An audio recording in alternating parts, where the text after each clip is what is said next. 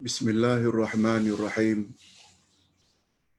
Alhamdulillah nahmaduhu wa nasta'inuhu wa nastaghfiruh wa na'udzu billahi min shururi anfusina wa min sayyiati a'malina.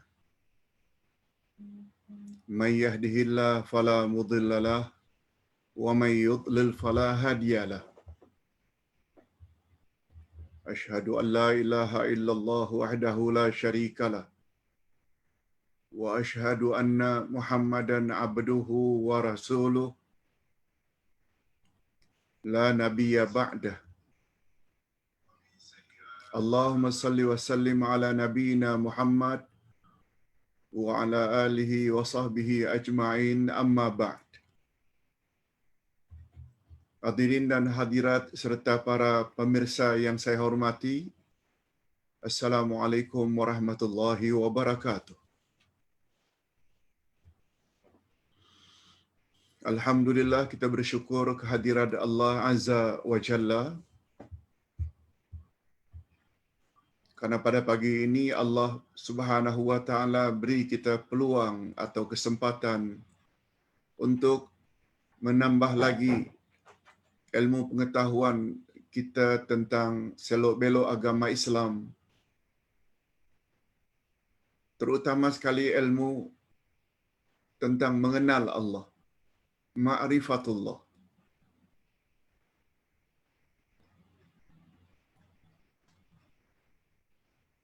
Ilmu yang paling utama untuk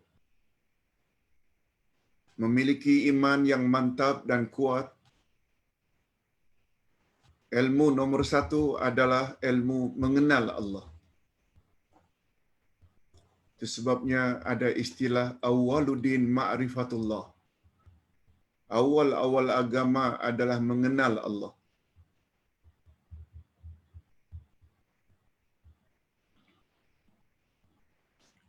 Kita yang berpahaman Ahlus Sunnah wal Jamaah, cara mengenal Allah ada dua cara saja. Pertama, melalui Al-Asma'ul Husna, nama-nama Allah yang terbaik. Dan yang kedua, melalui ayat-ayat Allah. Okey, pada pagi ini kita akan bahas nama Allah yang sangat utama setelah Allah dan Rabb, yaitu Ar-Rahman dan Ar-Rahim.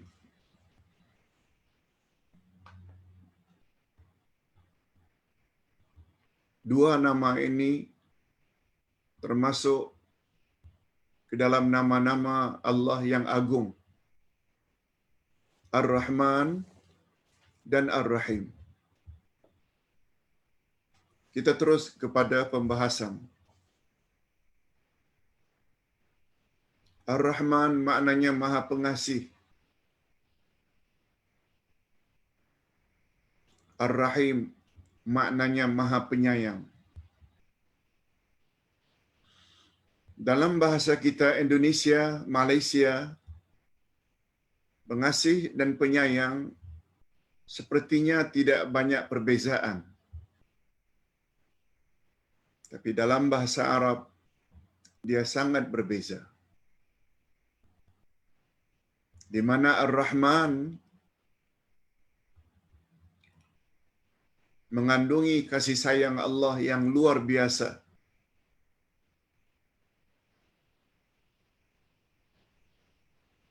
Tanpa pilih bulu. Orang itu beriman ke orang itu kafir, orang itu baik ke orang itu jahat. Berkat rahmannya Allah, semuanya diberi rezeki. Semuanya diberi nikmat. Tetapi Ar-Rahim tidak. Ar-Rahim membawa makna kasih sayang Allah khas untuk orang-orang yang beriman sahaja. Tidak untuk orang kafir. Rahim. Kalau Rahman untuk semua. Nah, karena nama-nama Allah adalah tauqifiyah, terhenti sama ada dalil ke atau tidak ada dalil. Itu makna tauqifiyah. Mesti ada dalil, apakah dari Al-Quran atau Al-Hadis, baru nama tersebut boleh kita yakini sebagai nama Allah. Nama Allah tidak boleh direka-reka. Nama Allah tidak boleh direkayasa dengan akal semata. No. Itu makna tauqifiyah. Terhenti sebagaimana yang Allah sebut dalam Al-Quran dan sebagaimana yang disebut oleh Nabi sallallahu alaihi wasallam dalam hadis yang sahih. Nah, dalam hal ini nama Allah Ar-Rahman dan Ar-Rahim terdapat dalam banyak ayat Al-Quran.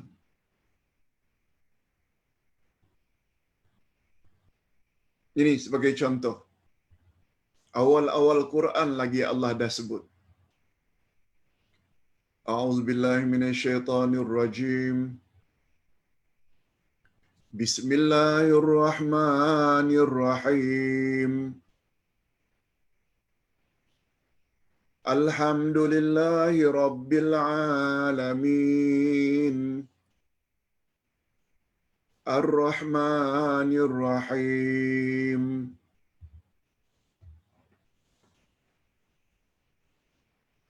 Cukup 3 ayat pertama surat Al-Fatihah ini kita jadikan sebagai dalil atau hujjah bahawa Allah sememangnya memiliki nama Ar-Rahman dan Ar-Rahim. Dengan nama Allah yang Maha Pengasih lagi Maha Penyayang, atau Maha Pemurah lagi Maha Penyayang, segala puji milik Allah, Tuhan semesta alam, Maha Pemurah lagi Maha Penyayang. Diulang sampai 2 kali, Ar-Rahman dan Ar-Rahim.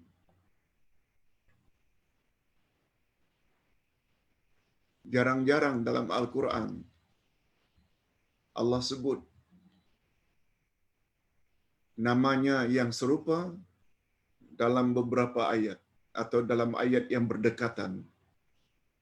Kata ulama tafsir, kecuali surat Al-Fatihah.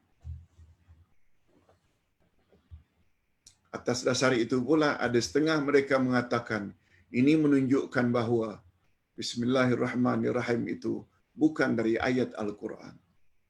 Kata mereka, memberi alasan sebab Allah tidak pernah sebut namanya berdekatan dalam Al-Quran kecuali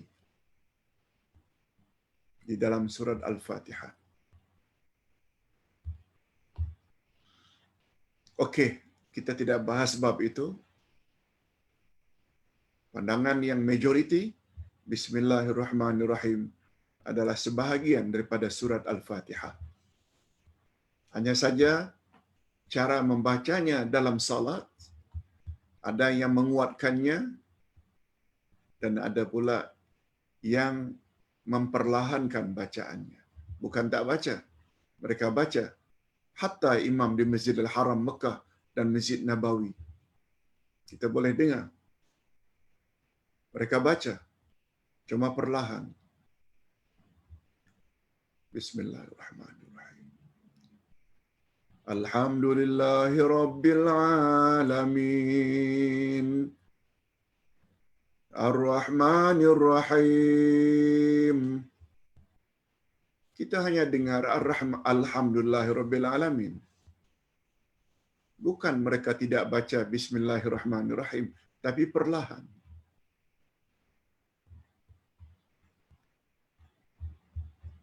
Lagi jelas biasanya imam di Masjid Nabawi. Ustaz duduk 8 tahun di Madinah. Tahu betul bahawa mereka membaca Bismillahirrahmanirrahim.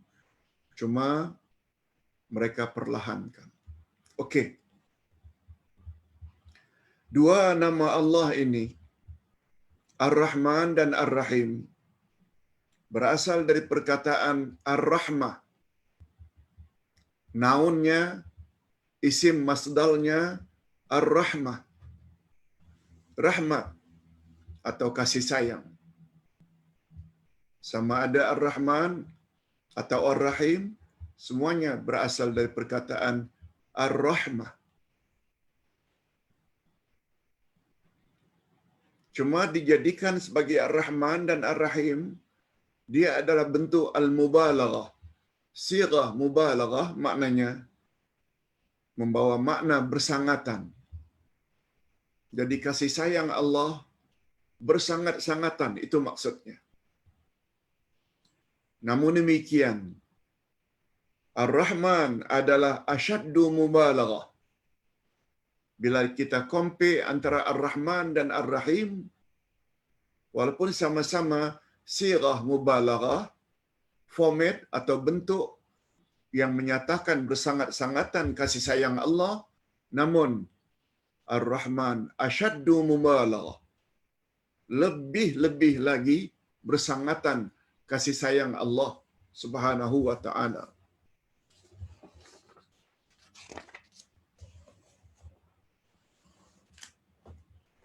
Kedua-dua nama Allah di atas menunjukkan bahawa Allah memiliki rahmat yang sangat luas dan maha agung. Kedua-dua nama Allah tersebut, Ar-Rahman dan Ar-Rahim, menunjukkan bahawa Allah memiliki rahmatnya yang sangat luas, lagi maha agung, yang mencakupi segala sesuatu dan bersifat umum, termasuk semua yang hidup, dan Allah tetapkan secara khusus rahmatnya untuk orang-orang yang bertakwa. Mengikut ajaran para nabi dan rasulnya.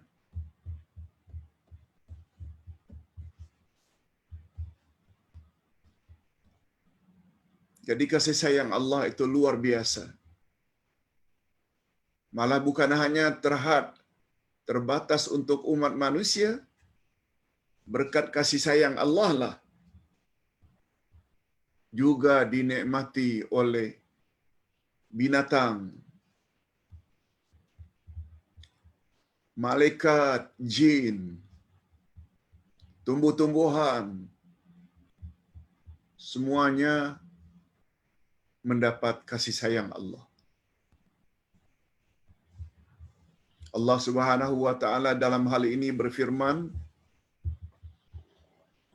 فَسَأَكْتُبُهَا لِلَّذِينَ يَتَّقُونَ وَيُؤْتُونَ الزَّكَاةَ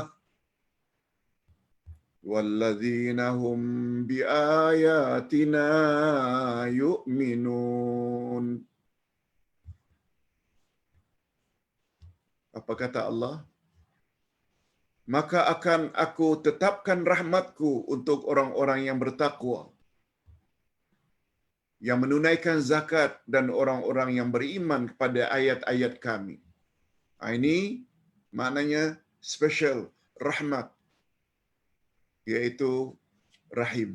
Khas untuk orang-orang yang beriman atau orang-orang yang bertakwa sahaja. Dr. Abdul Razak Al-Badar berkata dalam kitabnya Fiqhul Asma' Al-Husna, apa kata beliau? Termasuk salah seorang kibarul ulama dari Arab Saudi, Dr. Abdul Razak Al-Badar, Ustaz kenal, dan juga Ustaz kenal ayahnya, pernah jadi rektor Universiti Islam Madinah, tempat Ustaz dulu belajar, Syekh Abbad Al-Badar. Apa kata Dr. Abdul Razak? Dua nama Allah yang mulia ini menunjukkan betapa luas rahmatnya, mencakupi segala sesuatu yang tiada batasannya dan tiada bandingannya. Samudra rahmatnya tiada tepiannya. Sungguh luas rahmatnya sehingga dapat dinikmati oleh makhluk yang berada di alam atas langit dan di alam bawah. Semua mendapat kasih sayang Allah, rahmat Allah. Segala kebaikan yang mereka perolehi adalah kesan daripada rahmat Allah. Demikian juga segala keburukan yang terhindar dari mereka juga ada kaitannya dengan rahmat Allah.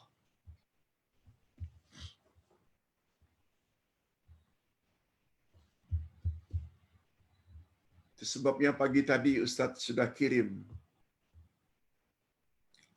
satu jawaban terhadap pertanyaan seseorang yang merasa sedih, tidak dapat beramal seperti biasa karena kakinya dioperate, dimasukkan besi, tidak dapat salat, berdiri seperti biasa, malah tak mampu untuk duduk karena ada besi. Dan yang paling menyedihkan, di tempat antara manusia dengan Allah yang paling dekat, iaitu dalam sujud, tak mampu untuk melakukan sujud. Lalu sedih. Wajar-wajar saja kalau sedih. Tapi nasihat Ustaz jangan keterlaluan. Itu sebabnya Ustaz beri panduan pagi tadi. Ada 3 perkara yang perlu diketahui oleh setiap Muslim-Muslimat untuk meredakan rasa sedih tersebut. Pertama, hukum dalam Islam ada azimah, ada rukhsah. Yang kedua, dalam Islam ada hukum tersendiri yang dipanggil dengan darurat atau emergency. Yang ketiga, Islam telah sebut tentang kelebihan atau fadilat istiqamah. Sila baca. Dan share pada yang lain. Sebab manusia apabila sedih, mengenang tidak dapat melakukan ibadat dengan sempurna, lalu berterus-terusan sedih, itu yang iblis dan syaitan mau.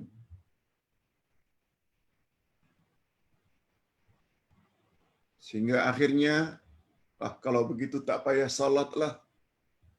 Beranggapan salatnya tidak sempurna, itu yang iblis mau.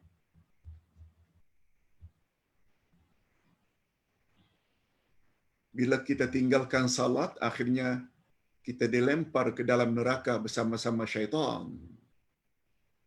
Di sinilah peranannya ilmu agama yang sahih berdasarkan Quran dan Sunnah membuat kita happy, tenang.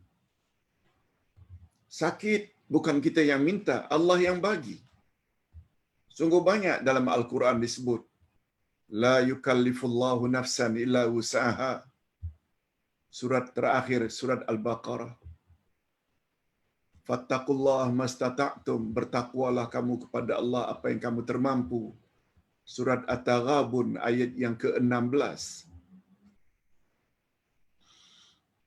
Gara-gara cetek ilmu, akhirnya sedih. Tidak.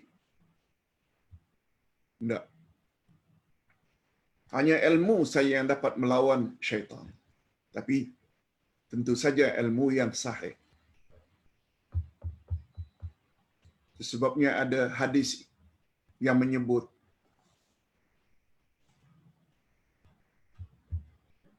al-faqihu Faqihun wahidun asyaddu ala syaitan min alfi abid. Satu orang yang faham agama dengan betul, satu orang lebih ditakuti syaitan dari 1000 orang yang banyak beribadat tapi jahil. Tidak mustahil orang yang salat duduk, nilainya, ganjaran pahalanya lebih besar daripada orang-orang yang salatnya sempurna. Tidak mustahil. Sebab dia ikhlas. Sedangkan ikut cara Nabi itu sangat fleksibel. Kalau kita sehat. Kalau tak sehat, tak boleh berdiri.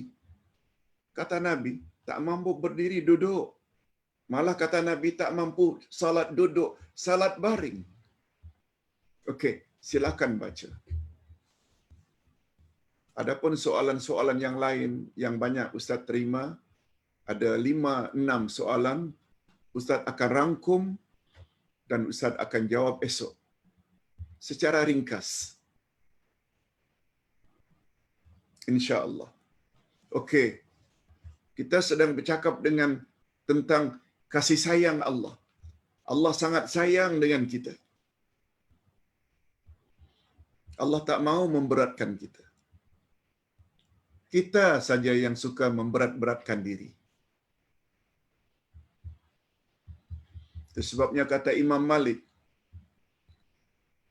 Allah telah ringankan orang musafir untuk buat qasar, jamak.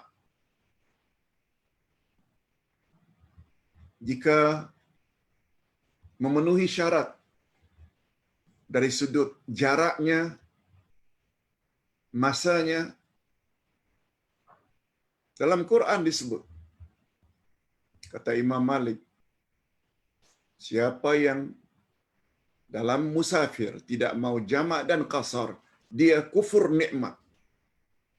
Kita pula beranggapan, oh kita buat sempurna walaupun bepergian jauh.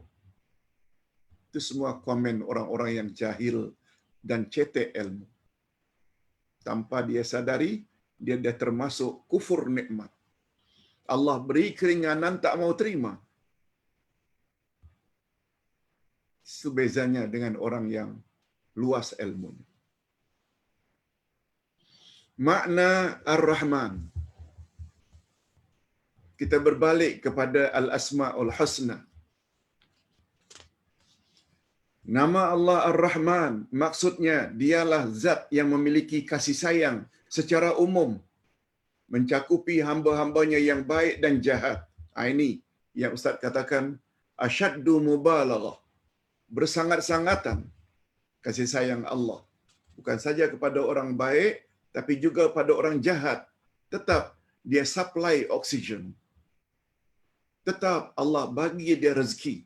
Walaupun dia suka berjudi, berzina, minum arak, Allah bagi juga. Karena Allah punya sifat Ar-Rahman. Hal ini karena dialah yang menciptakan mereka semua, memberi rezeki, berlemah lembut kepada hambanya yang enggan bersyukur atas apa yang dia anugerahkan. Dialah yang menjadikan mereka sebagai khalifahnya di atas muka bumi. Kita dah jelaskan semalam. Ayat 30 dari surat Al-Baqarah. Wa idh qulna lil malaikati inni ja'ilun fil ardi khalifah. Allah percayakan manusia untuk mengurus dunia ini. Tidak kepada malaikat, tidak kepada jin. Apalagi binatang. Manusia mendapat satu penghormatan. Lalu kita tidak tadbir dengan baik.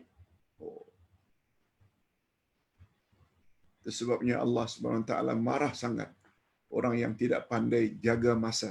Time management. Melepak berkepanjangan. Buat hal-hal yang tidak banyak faedah. Tiba-tiba innalillah. Hadirin dan hadirat rahimakumullah. Dia memberi kepercayaannya kepada mereka semua di dalam kerajaannya untuk menguji mereka siapa di antara mereka yang paling baik amalnya. Allah Subhanahu wa taala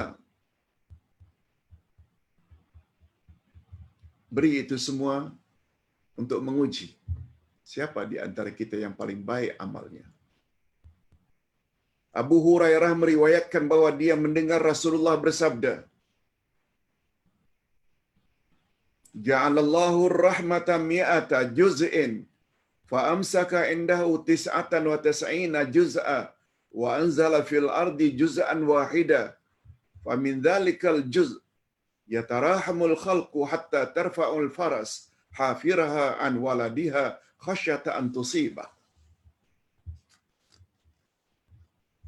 Hadis sahih riwayat Imam Bukhari. Coba dengar baik-baik. Dari hadis ini kita dapat tahu betapa hebatnya kasih sayang Allah kepada umat manusia. Allah telah menjadikan 100 rahmatnya. 100. Lalu dia menahan 99 cabang rahmat. Yang dia turun ke muka bumi hanya satu rahmat. Dengan satu rahmat yang diturunkan ke muka bumi, dengan itu semua kita berkasih sayang. Suami sayang pada isteri, isteri sayang pada suami, ibu bapa sayang pada anak-anak, anak-anak sayang pada ibu bapa. Guru sayang kepada murid, murid sayang pada guru. Bukan hanya insan dengan insan, binatang dengan binatang pun ada rasa kasih sayang. Itu semua adalah dari satu cabang rahmat itu yang Allah turunkan. Daripada satu cabang rahmat itulah sampai-sampai kuda yang baru melahirkan anak dalam kandangnya mengangkat kakinya terus-menerus. Kakinya diangkat, tidak letak ke bumi karena takut terpijak bebinya yang baru lahir. Anaknya yang baru lahir karena takut kuda itu terpijak anaknya yang baru lahir, dia sanggup angkat. Betul tak? Begitu tinggi kasih sayang seorang ibu terhadap anak. Itu semua adalah serpihan dari satu rahmat yang Allah turunkan.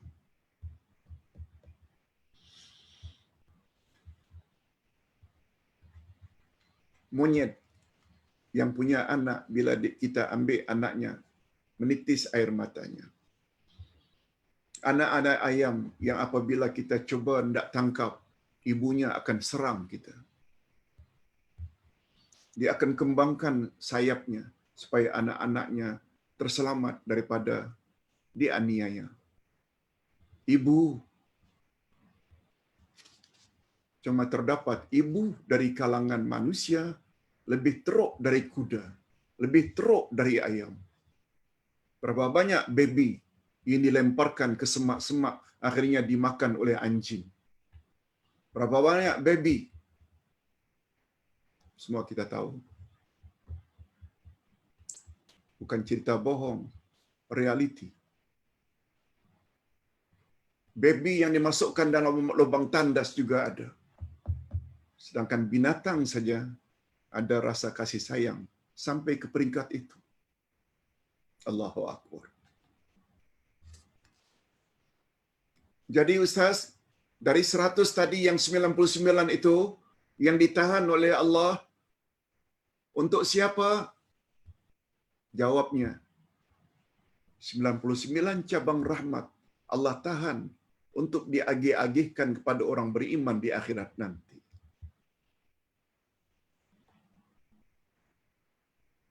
Siapa yang kurang sempurna ibadatnya, Allah cover dengan rahmat. Siapa yang banyak buat dosa, lalu dia insaf dan tobat, Allah ampun. Allah buang kes. Semua itu adalah dari cabang 99 cabang rahmat yang Allah tahan itu. Tapi itu bukan untuk semua. Khas untuk orang-orang yang beriman saja. Dia termasuk dalam bab rahim Allah. Orang kafir jangan harap. Makna Ar-Rahim. Sekarang Ar-Rahim.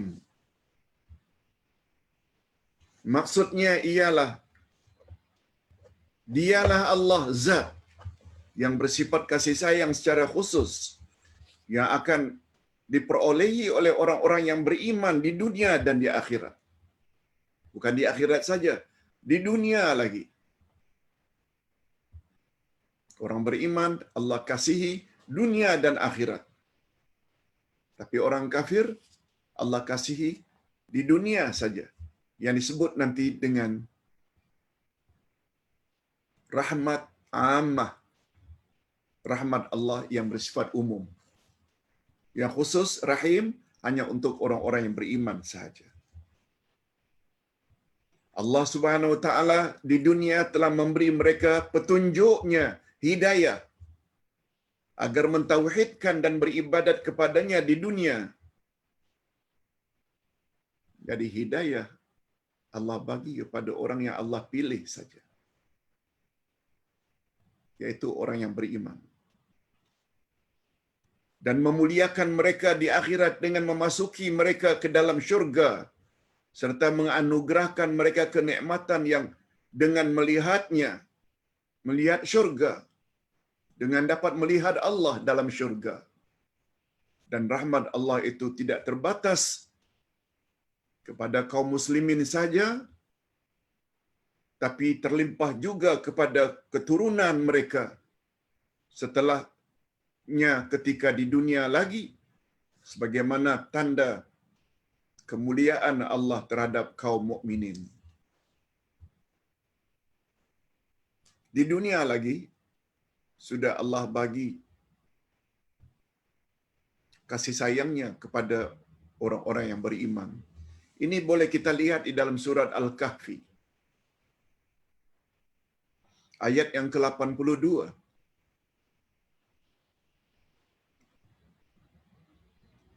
Ustaz singkatkan saja ceritanya. Nanti boleh baca buku Ustaz yang sedang dicetak sekarang ini. Tafsir surat Al-Kahfi. Tebal bukunya, lebih kurang 300 muka surat lebih. Tafsir surat Al-Kahfi dan pengajarannya sekali. Di antaranya, Nabi Khidir pernah jumpa rumah yang condong pagarnya. Lalu beliau tegakkan. Ketika ditanya oleh Nabi Musa, mengapa kau tegakkan sedangkan penduduk kampung ini bakhil, tak beri kita makan dan tak terima kita sebagai tetamu? Nabi Khidir jawab, kan aku sudah cakap, jangan tanya. Lalu kemudiannya dijelaskan oleh Nabi Khidir. Di bawah tembok yang condong ini, ada harta peninggalan ayahnya yang soleh. Aku tidak mau harta ini dibongkar sekarang, sebab anaknya masih kecil. Itu sebabnya aku, ini di antara ceritanya. Bagi ibu bapa yang sahih, yang saleh, salihah, Allah Subhanahu wa taala akan bagi mereka anak-anak. Allah akan selamatkan anak-anak mereka di dunia lagi sebelum di akhirat. Dan satu lagi, berkat kasih sayang Allah di akhirat pula. Apabila couple suami isteri itu yang saleh dan salihah masuk syurga, Allah beri arahan kepada malaikat, masukkan juga bersama couple tersebut ibu bapaknya, zuriatnya, anak-anaknya yang saleh-saleh. Akhirnya mereka, keluarga tersebut, dimasukkan oleh Allah ke dalam syurga bersama-sama. Semua ini membuktikan betapa rahimnya Allah, yaitu kasih sayang Allah khas untuk orang-orang yang beriman saja. Allahumma ja'alna minhum. Mudah-mudahan kita semua termasuk ke dalam golongan orang-orang yang layak mendapat rahimnya Allah di dunia dan di akhirat. Nah, sekarang perbezaan. Nah, sekarang kita akan membahas perbezaan antara nama Allah Ar-Rahman dan Ar-Rahim. Yang pertama, Ar-Rahman mengandungi makna bersangatan yang lebih berbanding dengan Ar-Rahim. Tadi kita dah jelaskan. Ringkasnya, Rahman Allah ini kepada makhluknya tak pilih bulu. Apakah insan itu Muslim atau kafir, baik ke atau jahat, semua mendapat limpahan Rahman Allah.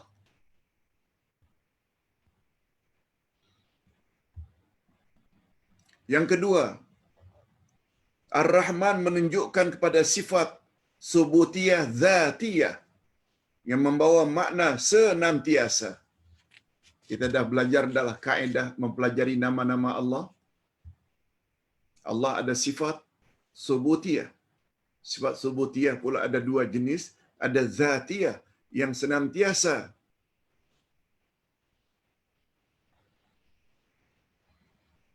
Bersama dengan zat Allah.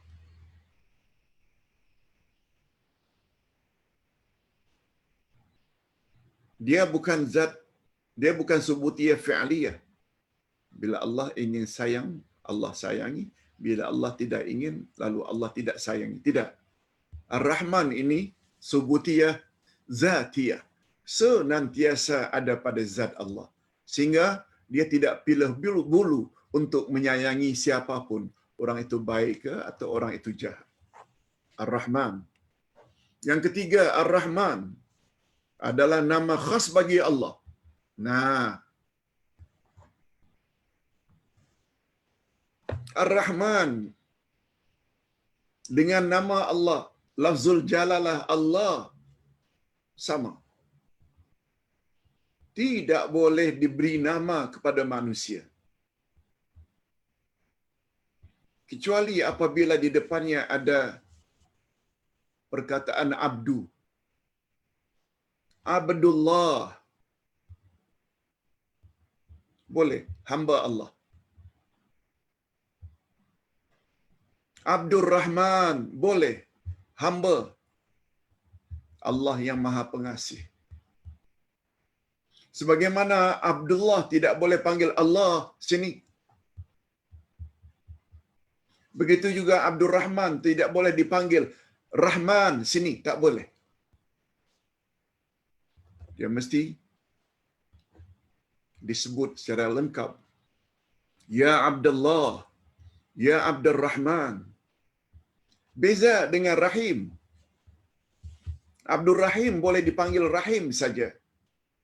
Abdul Qadir boleh dipanggil Qadir saja. Abdul Sattar boleh dipanggil Sattar saja. Abdul Jabbar boleh dipanggil Jabbar saja. Abdul Wadud boleh dipanggil Wadud saja. Tapi Abdul Rahman tidak. Sebab dia adalah nama Allah yang khas. Itu sebabnya Allah berfirman, Qul ud'ullaha aw ud'ur Rahman. Katakan sajalah, serulah Allah dan serulah Ar-Rahman. Lihat, Allah dengan Ar-Rahman digandingkan. Di sinilah rahasianya. Mengapa Allah sebut Rahman dahulu baru Rahim?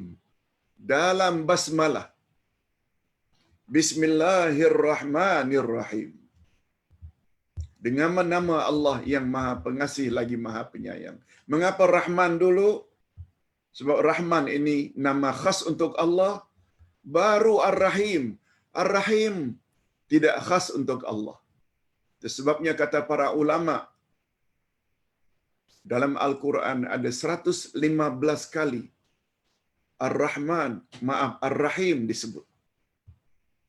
Satu 1:5. Dari 115 tersebut, 114-nya merujuk kepada nama Allah atau sifat Allah. Sedangkan Rahim yang satu merujuk kepada sifat Nabi Muhammad sallallahu alaihi wasallam.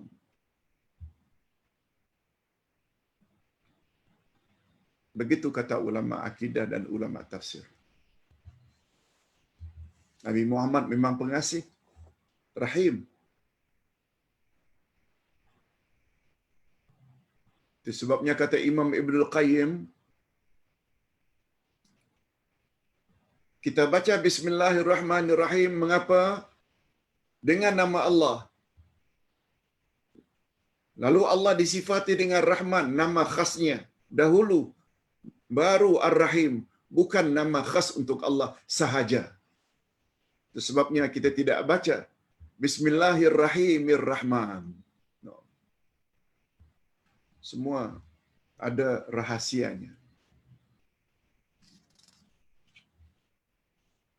Nah, sekarang kita berpindah. Jenis-jenis rahmat Allah. Ada namanya rahmatun ammah, ada namanya rahmatun khasah. Ada rahmat Allah secara am. Ini senang memahaminya. Bila kasih sayang Allah itu tak pilih bulu, itu namanya rahmat ammah. Allah bagi orang kafir kadang-kadang harta mereka lebih banyak daripada harta orang Islam.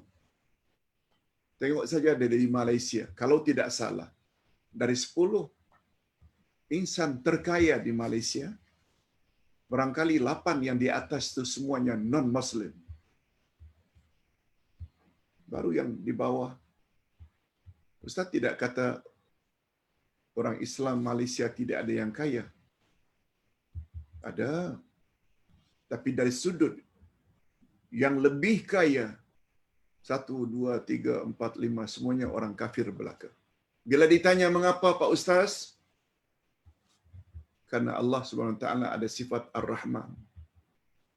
Apalagi dalam pandangan Islam, kejayaan manusia di dunia sangat tergantung pada usaha.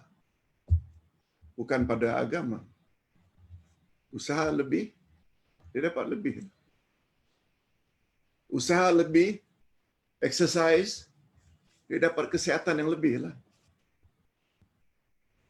Berusaha lebih, cari rezeki, dia dapat lebih lah. Bila malas, hatta dia orang yang beriman dan rajin beribadah, akan hidup miskin juga. Kejayaan di dunia sangat tergantung pada usaha. Dia tidak tergantung pada agama, pada niat. Tapi akhirat tidak.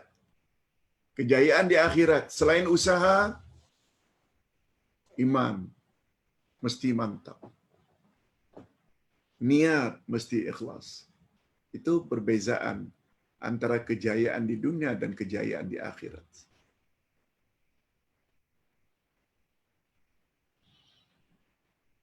Mengapa pelajar-pelajar non-Malay kadang-kadang BM-nya bahasa Malaysia lebih cemerlang daripada anak-anak Melayu?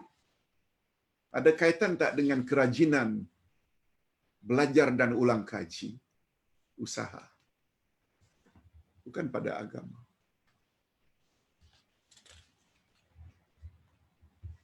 Tapi beza dengan rahmat khasah. Rahmat khasah, dia khas untuk orang-orang yang beriman sahaja. Allah beri hidayah. Allah beri taufik. Allah beri kesabaran. Allah beri tawakal. Allah beri rasa takut dan harap. Dan. Itu khas untuk orang-orang yang beriman sahaja. Itu sebabnya alangkah ruginya apabila kita tidak belajar akidah, tidak belajar al-asma'ul husna, tidak belajar tafsir Al-Quranul Karim. Sebab kesemuanya itu memerlukan kepada iman. Zalikal kitabul la raiba fi hudal lil muttaqin. Inilah kitab tidak ada keraguan sedikit pun di dalamnya, panduan, pedoman bagi orang-orang yang bertakwa. Kalau kita pula tidak ambil tahu, tak mau ambil tahu, malas membaca terjemahannya dan tafsirannya.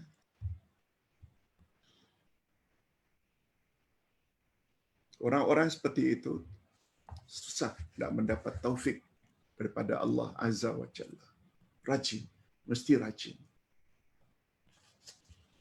Nah, sekarang kita masuk rahasia gandengan nama Allah dengan rahmatnya.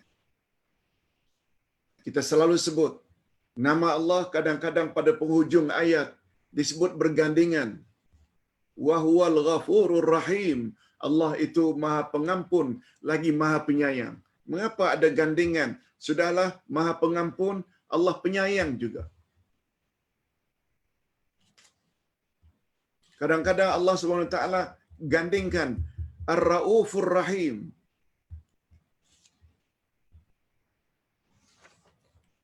Apa rahasianya? Penuh dengan rahasia. Gandingan itu tidak boleh kita robah dengan yang lain. Umpamanya As-Sami'ur Rahim, tak boleh. Gandingan itu tu membawa makna tersendiri. Sebagai contoh, Allah Maha Pengampun lagi Maha Penyayang. Bila kita kaitkan, walaupun manusia itu banyak buat dosa,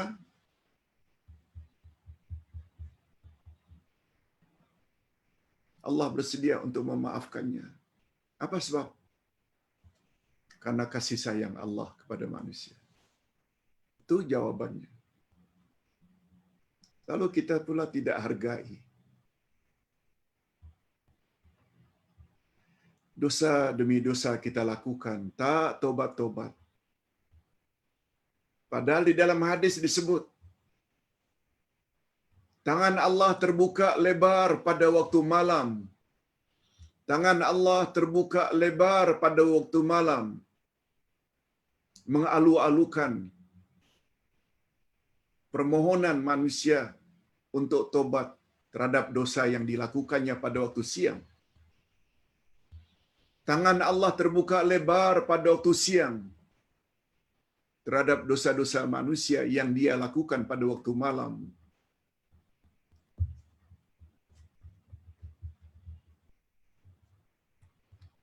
Kita pula dosa demi dosa kita lakukan tanpa tobat. Padahal Nabi Muhammad sallallahu alaihi wasallam ada sebut, "Innallaha yaqbalu taubatal 'abdi ma lam yatagharghar." Sesungguhnya Allah hanya menerima tobat hamba-hambanya selagi belum sampai ke peringkat naza'. Bila nyawa dah sampai di halqum, dah sakaratul maut, pintu tobat tutup. Jangan salahkan Allah. Selama ini Allah siang malam membuka tangannya menerima ampunan, minta ampunnya manusia. Nabi Muhammad sallallahu alaihi wasallam bersabda, apabila seseorang terbangun pada waktu malam, jam 2 ke jam 3 ke, lalu dia baca astaghfirullahalazim alladzi la ilaha illa huwal hayyul qayyum wa atubu ilaih. Kemudian disusuli alhamdulillah, subhanallah, la ilaha illallah wallahu akbar, wala haula wala quwata illa billah, Allahumma ghfirli. Lalu Allah ampun segala dosa-dosanya. Walaupun kemudian dia tidur balik. Tetapi andai kata dia pergi ke toilet, sudah baca itu, dia ambil uduk pula, dia salat, tahajud, witir, walau hanya beberapa rakaat, Allah terima. ibadat-ibadatnya itu. Bukan susah pun. Tapi berapa banyak orang yang mau buat. Hadis sahih. Ustaz ulang, siapa yang terbangun pada waktu tidur, tak kiralah karena ingin buang air ke, atau karena ingin minum ke, atau karena ingin membuat susu anak ke yang masih baby. Ketika bangun saja dia ucap, Astaghfirullahalazim, alladzi la ilaha illa huwal hayyul qayyum wa atubu ilaih. Lalu disusuli dengan alhamdulillah, wa subhanallah, wa la ilaha illallah, wallahu akbar, wa la hawla wa la quwata illa billah, Allahumma ghfirli. Lalu diikuti yang bahagian akhir itu, ya Allah ampunkanlah dosa-dosaku. Dalam ucapan tersebut, semuanya doa. Kan kita ada sebut semalam, doa terbagi dua. Ada doa sana, doa pujian. Ada namanya doa ul mas'alah, doa permintaan. Kalau dia langsung tidur lagi, pun tak mengapa, dah dapat dah ampunan daripada Allah. Tapi bila dia ambil wudu, dia salat, walau 2 rakaat tahajud, 1 rakaat witir, pasti Allah terima ibadatnya itu. Kalau tidak buat tak sampai 15 minit pun, paling panjang 20 minit, setengah jam, tidur balik, no problem. Tapi janji-janji Allah ini kita selalu abaikan. Padahal kita tahu. Hati-hati. Orang yang tahu tapi tidak diamalkan, dia termasuk orang yang memutuskan apa yang Allah suruh supaya dihubungi. Barangkali kita masih ingat tafsir awal surat Al-Baqarah, Allah akan sesatkan orang-orang fasik. Di antara ciri-ciri orang fasik, dia tahu tapi dia tak mau buat. Na'udzubillah min dzalik. Okey. Nah, bahagian terakhir. Kesan beriman dengan 2 nama Allah Ar-Rahman dan Ar-Rahim. Apa dia kesannya? Kesan positif. Bila kita dah faham dengan 2 nama Allah tersebut. Jika 2 nama Allah Ar-Rahman dan Ar-Rahim dimakrifati atau dikenali dengan sesungguhnya, kita faham betul, maka akan muncullah natijah atau kesan seperti berikut. Jadi resultnya akan muncul ini. Apa dia kesan? Pertama, kita akan mencintai Allah dengan sepenuh hati, mengatasi cinta kita kepada selainnya. Kalau kita boleh sayang pada ibu bapa, karena ibu bapa banyak jasanya. Merekalah penyebab kita zahir di atas muka bumi. Merekalah yang memberi kita makan, minum, pakaian, tempat, pelajaran. Akhirnya kita kenang jasa mereka sehingga kita bersikap baik, sopan, ihsan pada mereka. Tapi bila kita bandingkan jasa Allah dengan jasa ibu bapa, tak ada arti sama sekali.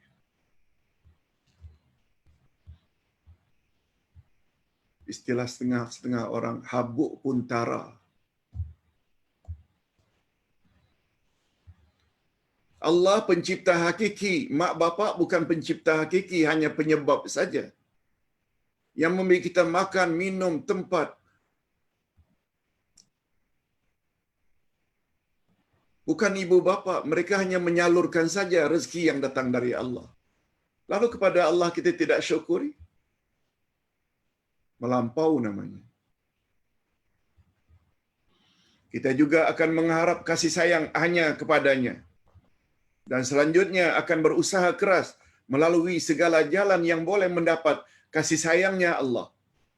Yang dalam hal ini kemuncaknya ialah mentaati Allah dan Rasulnya. Itu kemuncak. Tanda syukur kepada Allah, kemuncaknya pertingkatkan ibadat, perbetulkan ibadat pada Allah. Itu sebabnya Allah berfirman, wa atiullaha war rasul la'allakum turhamun. Taatilah Allah dan Rasulnya supaya kamu diberi rahmat oleh Allah.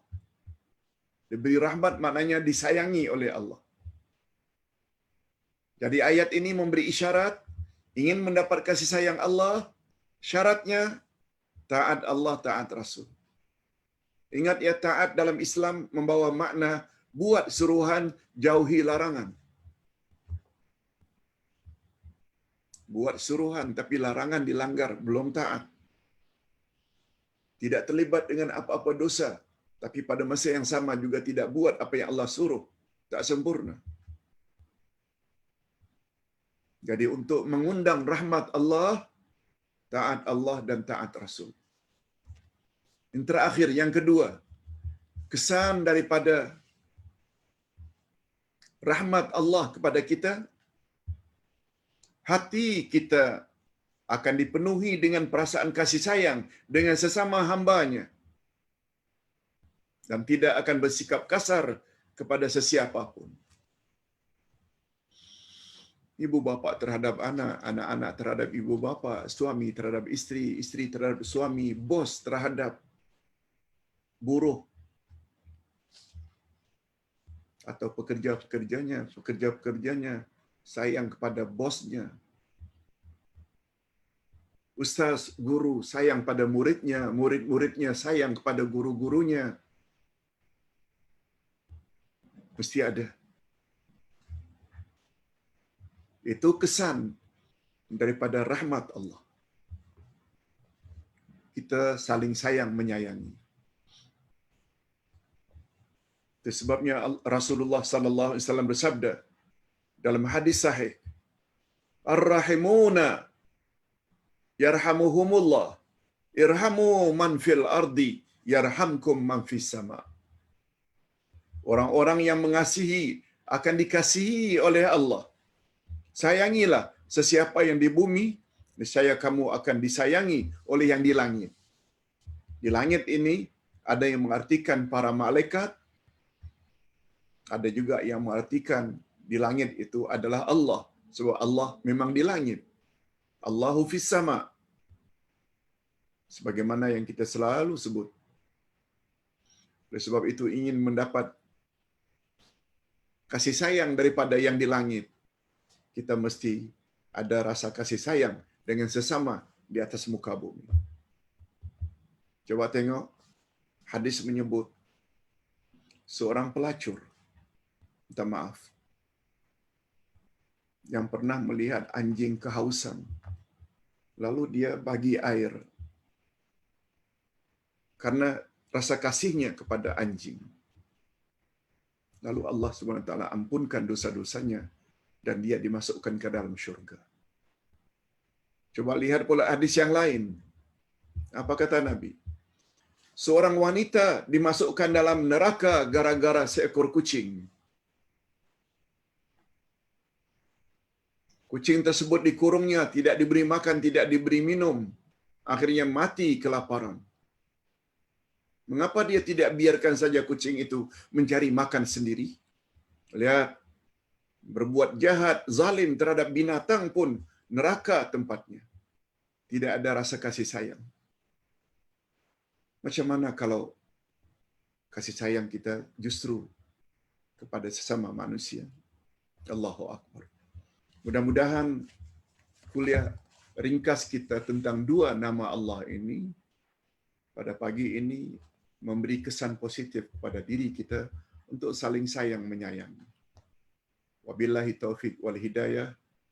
Wassalamualaikum warahmatullahi wabarakatuh. Alhamdulillahirabbil alamin wassalatu wassalamu ala asyrafil anbiya'i wal mursalin wa ala alihi wa sahbihi ajma'in. Ya Allah, ya Tuhan kami, pada pagi ini kami telah didedahkan nama-Mu yang paling utama, nama-nama-Mu yang agung, yaitu Ar-Rahman dan Ar-Rahim. Melalui pendedahan pagi ini, kami dapat tahu bahawa ada perbezaan antara Ar-Rahman dan Ar-Rahim.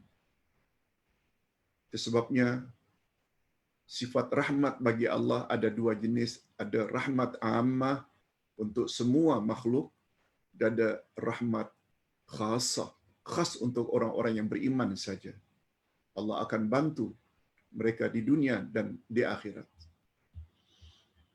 Oleh sebab itu, ya Allah, berilah kami taufik-Mu, petunjuk-Mu, untuk senantiasa mendalami ilmu-ilmu agama yang sahih, berlandaskan Quran dan Sunnah.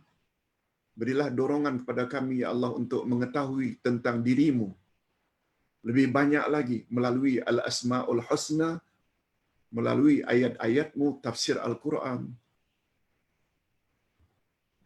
Dan kalau boleh kami mengharap, ya Allah, janganlah Engkau cabut nyawa kami dalam keadaan kami kekurangan serba-serbi.